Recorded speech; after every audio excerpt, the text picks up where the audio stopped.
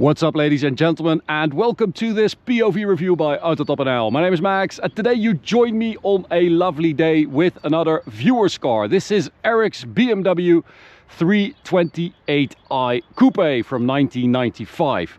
And wow, holy crap, he found this thing on eBay, 170,000 kilometers, and it looks super clean. These are so hard to find, like a good E36 325i or 328i. All of them have been demolished by previous owners basically, or rusted away, but this particular one is stunning in BMW individual Tobago blue, M3 wheels, M3 mirrors, a light grey interior and a couple of mods. So today I'm going to show you around it. We'll take a look at the spec and then we'll take it for a drive towards the Autobahn for an Autobahn blast. So the E36 was introduced in 1990 and you have that classic 90s look. The squared off body, the square headlights, square fog lights, well, very tiny BMW kidney grille. This is what we were used to back in the day, kids, before they had these grills. The 328 did get some more like air intakes, like here and here, compared to a lesser E36, but it's not, it's like an M3 light. It's an M3 on a budget, I would say, because it does have a proper engine. The M3's engine was also based on the same engine as we have nowadays. The M50 was first introduced in the E36, the 325i, a car that Martijn and I actually used to own back in the day. Like 15 years ago we bought one of those for 1,200 euros and just had so much fun with it. Went rallying, straight piped it, open air intake, it sounded crazy, and then it was, well, we sold it to someone who was going to race it, I think.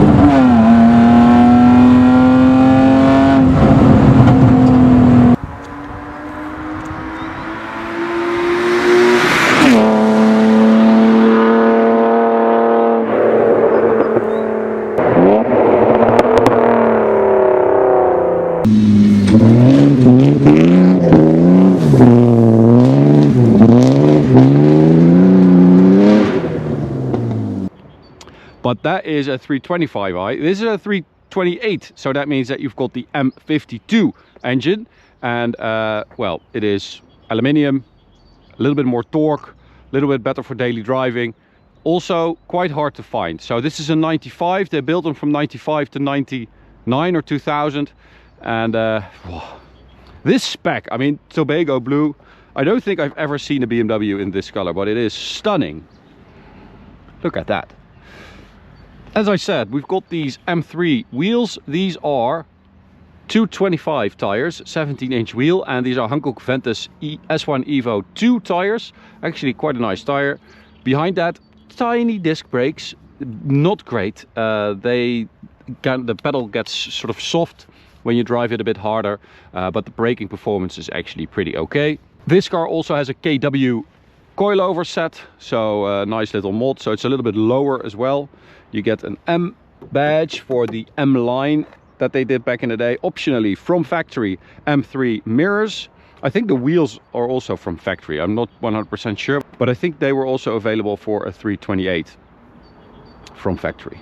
At the rear, super, well, like sober rear end. It's so simple and unassuming. It's gorgeous actually in its simplicity. And now we've got the second modification, which is an Eisenman exhaust. Super nice. Look at that. It sounds epic. It really does. It's like subtle, but you have the 6-cylinder sound, but it's a nice deep dark sound down low. And then as the revs progress, the sound changes and it becomes more aggressive. So this is the M52 engine, the 2.8 liter with 193 horsepower and 280 newton meters of torque. It's actually built from 95 to 98, I think. But this engine was a replacement for the M50, as I said. So that's the M50 B25, the 325i. This is the M52 B28, the 2.8 liter. Later on, you also had the 328i with a 2.5 liter version of this engine. The M3 also had this engine, so the M50 became the S50 for the earlier M3s, and then later on became the S52, this engine, for the later M3s. And that is the one you want, the 3.2 liter S52 M3. That's the the holy grail one. And then you've got the GT and whatever special editions, but it is a very, very special engine, this. It sounds good, it's torquey, it's more than powerful enough. The thing doesn't really weigh anything. It's like 1300 kilos, so 193 horsepower, 1320 is absolutely perfect. It's fast enough. And look at just how clean this is.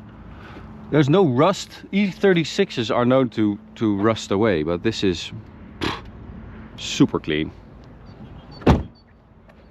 All right, let's have a look inside. It also has this side sill, like door sill thing. It's, I don't know, meant to look like carbon, I think, like Kevlar, early carbon with a little bit of a red accent in there, but from factory, so that's nice. And then we've got a light gray interior, super nice combo with that Tobago blue. And well, look at that. Absolutely gorgeous.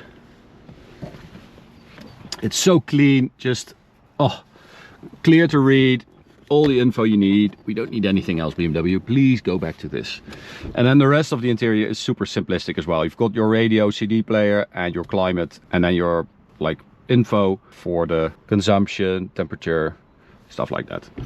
All right, 5-speed manual with an M logo. So this gearbox is actually similar to the one in the earlier M3s that also had a 5-speed. The later one's got a 6-speed manual. Yeah, let's have a drive. And also, cool touch, you also have these electric front windows.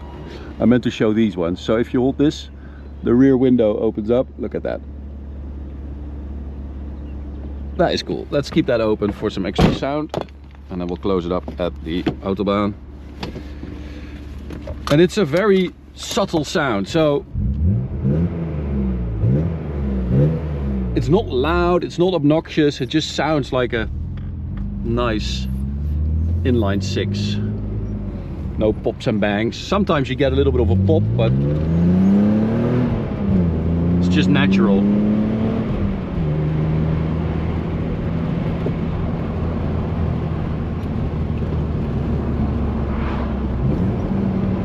Listen to this.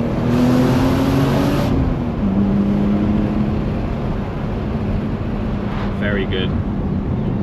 Let's close it up.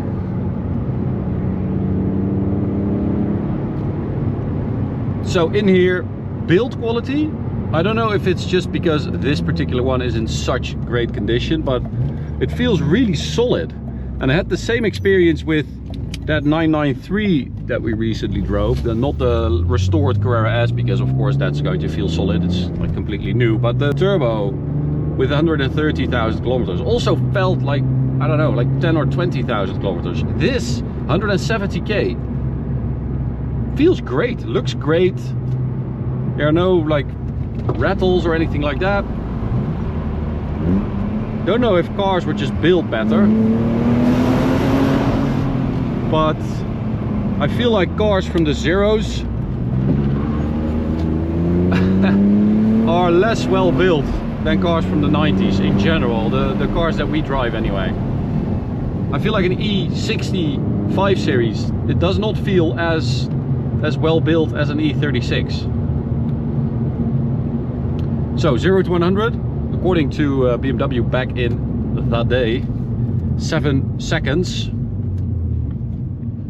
With a manual, of course.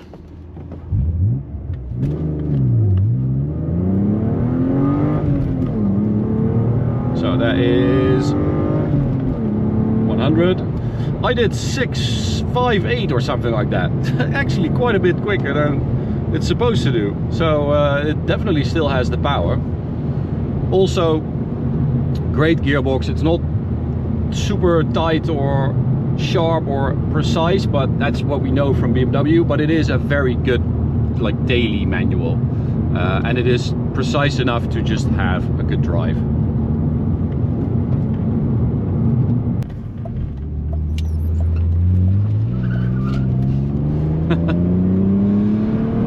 You need bumps like that to really get it to break traction a little bit, because it doesn't have that much power, it doesn't have that much torque. I don't even know, does it have a limited slip? I don't even think so. No, I don't think so.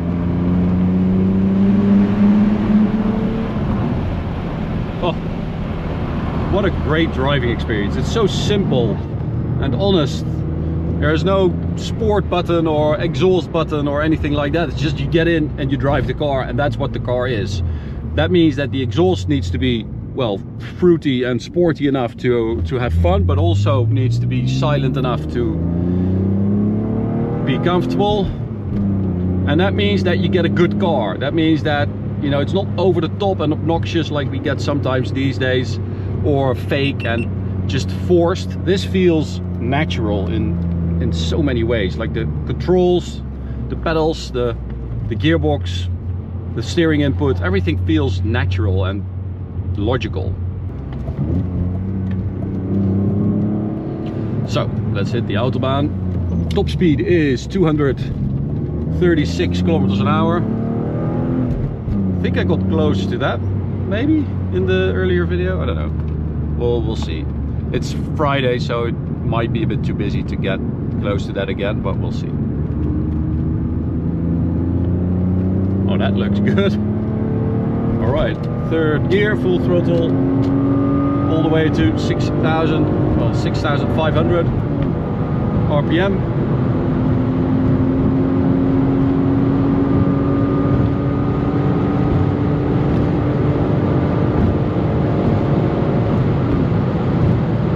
And over here, you start feeling the age a little bit more, so you get some wind and tire noise. But it's actually not bad for a 30-year-old car. That was never, it's not like a sports car that was engineered to go fast, or a super luxury car that was engineered to stay solid and you know, engineered to be comfortable even in 30 years. This was just a regular run-of-the-mill 3 Series, and the fact that it feels this good is pretty impressive. The engine is just the star of the show though. It just doesn't really matter how fast you're going at the Autobahn. I mean, it's fast enough. Don't really care. What's that, 230 on the speedo? Don't want to strain the brakes too much, so let off the throttle early.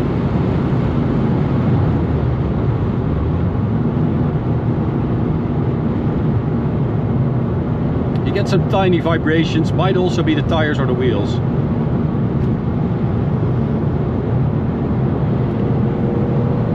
Well, it picks up well. That's fourth gear, 160 kilometers an hour. And that was the improvement for this engine, and it was more versatile compared to the M50 325i. This had a bit more torque. The engine was aluminium, well, partly aluminium, so a bit lighter as well. And then for the 6 cylinders, to get the weight distribution correct, they moved the battery to the trunk. It's only the 6 cylinders.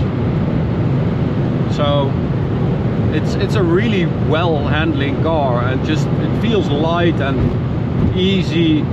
It's not mega fast, but it's fast enough to have fun and to enjoy yourself on a nice B road or even on a track.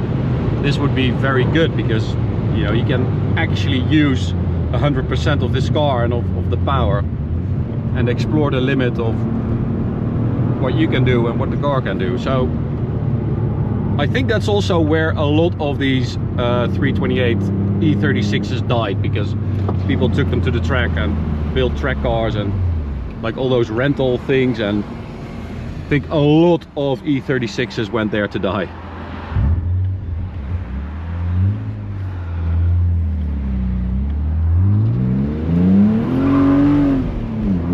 it definitely doesn't have a limited slip.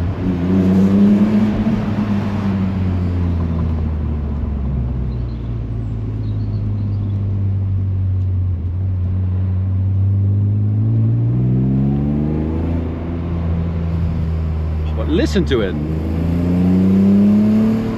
Such a nice sound. It's actually a nice sound to listen to. It's not just exhaust blatting away, it's an actual sound of an engine.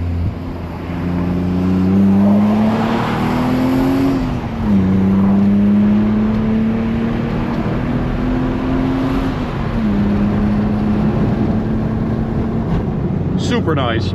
Thank you, Eric, for letting us have a go. Really appreciate it. Absolutely lovely car, beautiful spec, great condition. Can't believe you found this thing on eBay, and well, enjoy it, because it is super rare and it is great to drive, beautiful to look at, perfect package. Thank you for watching. Hope you enjoyed it. You can subscribe by clicking the big button, check out this video, this playlist, and we'll see you at the next one. Bye.